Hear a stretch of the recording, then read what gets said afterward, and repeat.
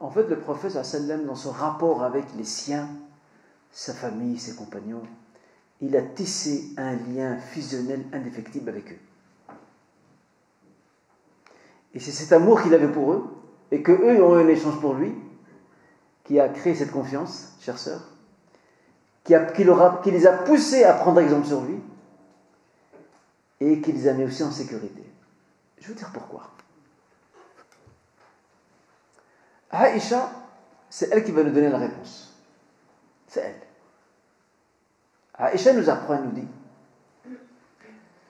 que si Allah Azza wa Jalla avait fait descendre depuis le début les versets interdisant la consommation du vin, al-khamr, tous les Arabes auraient fui l'entourage du prophète sallam. Parce que les Arabes à l'époque étaient de grands amateurs de vin, de grands consommateurs. Il n'y avait pas une table sans vin, c'était impossible, d'accord? Mais ce n'est pas ces versets-là qui sont descendus en premier lieu. C'est des versets qui parlent de Dieu, de sa grandeur, de l'amour qu'il faut avoir pour lui. Des versets qui parlent de l'au-delà, du paradis, de l'enfer, de la promesse, de la rahma, de la clémence, du pardon. C'est là-dedans qu'ils ont été baignés. Et lorsqu'ils ont été baignés là-dedans, qu'est-ce qui s'est passé? Et qu'ils ont sous leurs yeux le représentant digne de la mission divine, qui leur apprend à son tour, dans son quotidien, il leur apprend qu'est-ce que la rahma, qu'est-ce que le pardon et l'indulgence, que signifie la confiance en Dieu. Ils ne peuvent, après leur lien à Dieu, ils ne peuvent que se lier à lui. Et c'est pour ça que le prophète sallam n'a pas, la relation qu'il avait avec ses compagnons, ce n'est pas une relation de peur, comme nous aujourd'hui malheureusement dans certains de nos milieux. Une relation de peur. On fait peur aux gens par le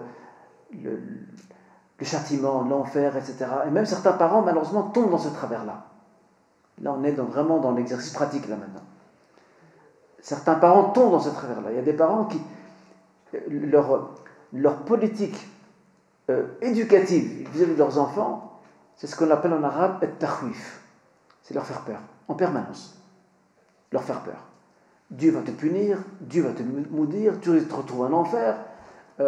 Si tu es méchant, Dieu ne t'aimera pas. On est tout le temps dans le côté répressif. Okay? On sort un arsenal comment dirais-je, de références coraniques et prophétiques qui menacent l'enfant et le terrorisent. Comment cet enfant va apprendre à aimer Dieu?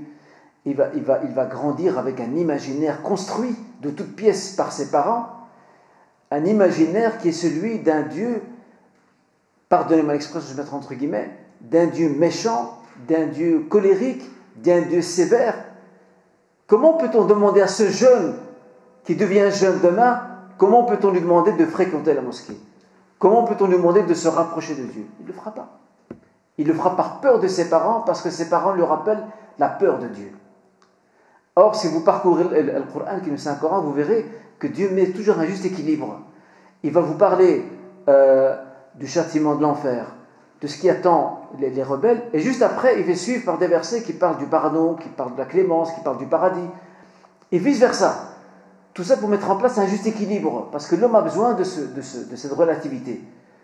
Vous voyez donc ici, la relation doit se construire sur la base de la confiance, sur la base de cette relation fusionnelle qui nous lie à Dieu. C'est ça le point de départ. Et c'est ça qu'un imam doit avoir avec ses fidèles, qu'un professeur avec ses élèves, qu'un parent avec ses enfants. C'est là le point de départ. C'est pas torpiller et tirer à bout portant sur nos fidèles, sur nos élèves, sur nos enfants, avec des versets, des hadiths prophétiques qui ne parlent que de menaces, que d'enfer. Je me rappelle un frère en Suède. Il reçoit d'un ami à lui qui vit dans un pays du Golfe. Il l'a contacté, il lui dit écoute, je vais t'envoyer par cargo aérien des cartons, à l'époque c'est l'époque des cassettes, des cartons remplis de cassettes. Il y a des centaines de cassettes, tu peux les distribuer gratuitement. Le frère tout content, machallah, c'est bien, c'est comme on dit, c'est un geste honorable. Que fait-il? Donc il va réceptionner à l'aéroport donc ces fameux cartons, il les prend chez lui, et puis il ouvre le carton.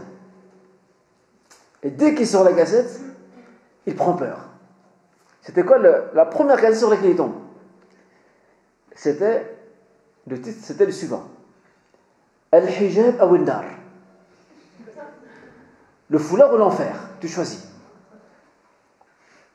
Je ne crois pas que c'est de cette manière-là que le messager a... Je ne pense pas que c'est comme ça qu'il les a éduqués. Regardez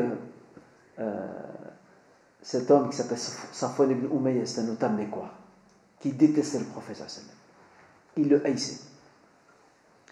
Et lorsque la Mecque a été prise, il faisait partie de ces rebelles qui ne voulaient pas écouter le message dont il était porteur. Alors, il va venir, via certains de ses proches, il va demander au prophète d'être amnistié.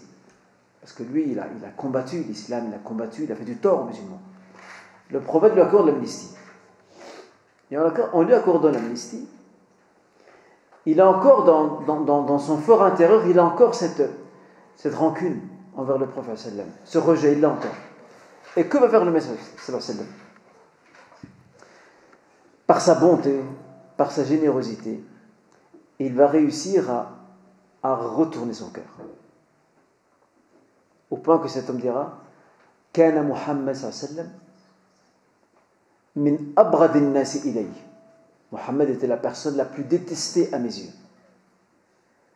فما زال يعطيني, il n'a cessé de me donner, de se rapprocher de moi, حتى صار أحب الناس إلي, au point qu'il est devenu la personne que j'aime le plus.